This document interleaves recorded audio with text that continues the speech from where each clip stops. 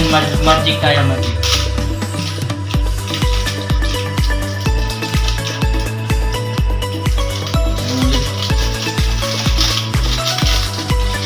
Yan, ganyan na.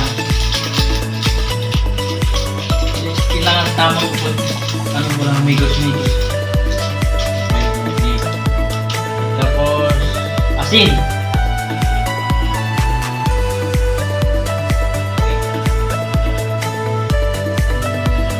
Ganyan lang eh. Asin.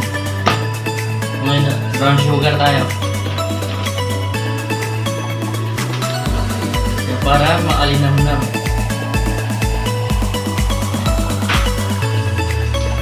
Brown sugar. So ngayon, mag-oyster na tayo. Oyster.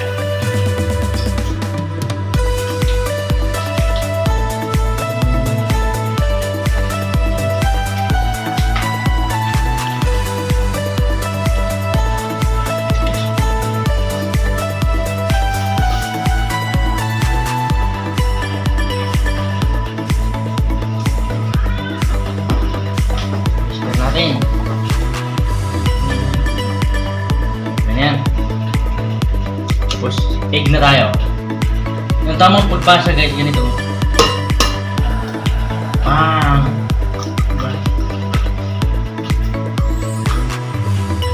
Yan o. Basic o. Pero ko lang sasamang mga balat-balat. Ngayon sa cornstarch na tayo mga guys. Bago natin lagyan ng cornstarch, hahaluin muna natin para ano yung mga lasa ng ating panimpla. So ngayon gagamit tayo ng transparent para sa paghahalo kasi nasa standard tayo. Ganyan lang. Migos-migis. Ganyan.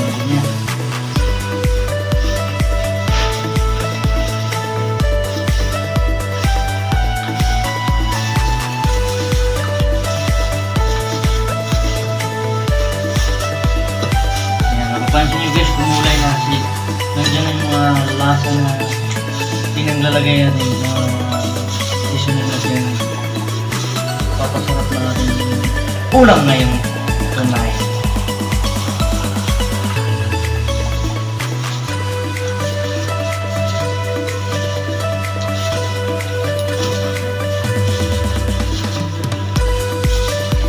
Yan. So ngayon, maglalagay na tayo ng cornstarch.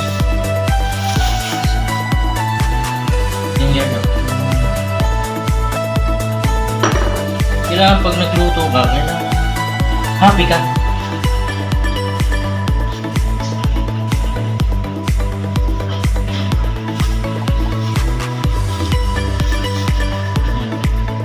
Kasi ito yung nagpapaka-crunchy niya.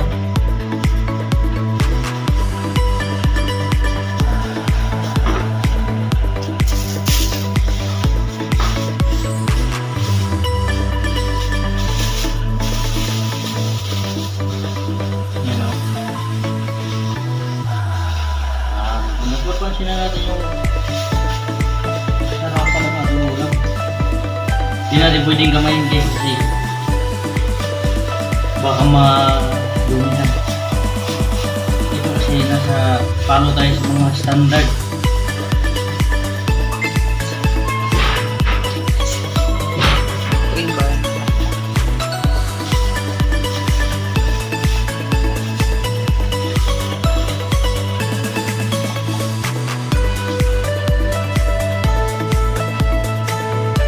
Kailangan siya ng tansometer yung pagkakalagay kasi pag sobrang punte hindi siya makaalsa.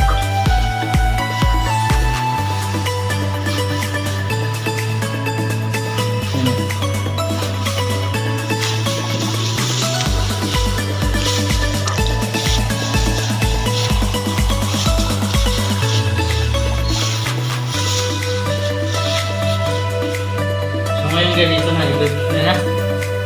i-prito na natin yung pork chop natin. Tamang init na yung kawali natin. So ngayon, isasalang na natin.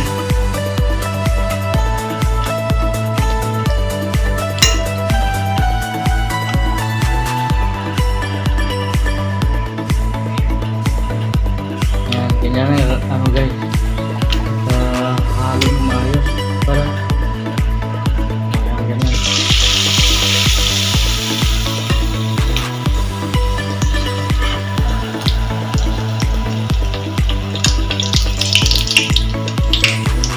Dalawahin natin.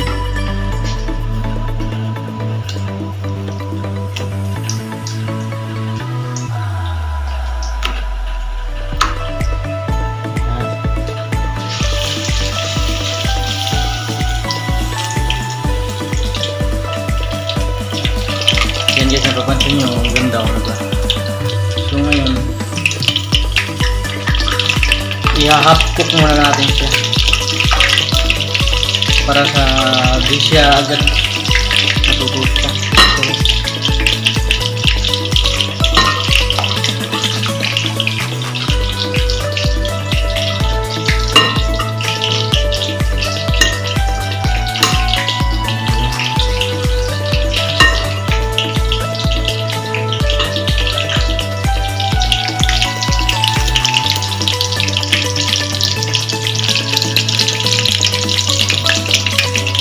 guys, ngayon na-half cook na natin to. So ngayon, pagkatapos natin ma-half cook na ngayon half cook na siya. So ngayon, i-chop natin yung bawat ano natin para maluto na maayos. Yan, ganun. I-chop mo siyang ganito.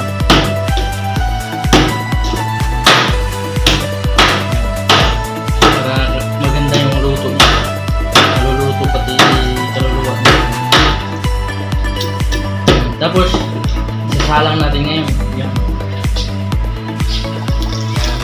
So, dagdagan natin ng isa.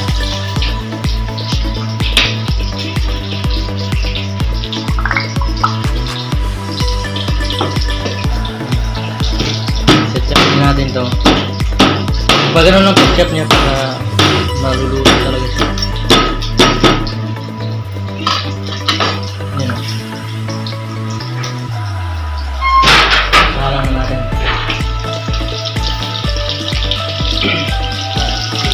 Antayin natin yung maluto.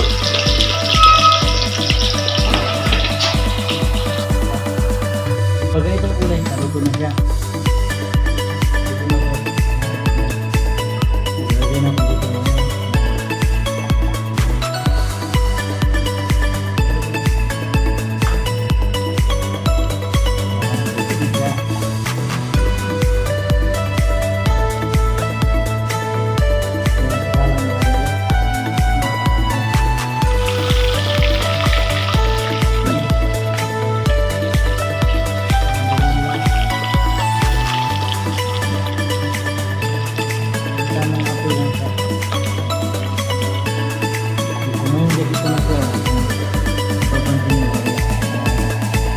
Sudo na siya, pwede siyang kainin.